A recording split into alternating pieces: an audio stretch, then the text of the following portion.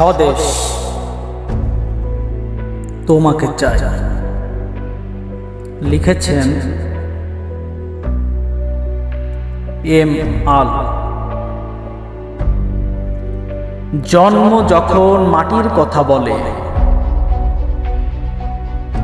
বিশ্বাস তখন মিথ্যাচারীর ভূমিকায় অভিনয় করে।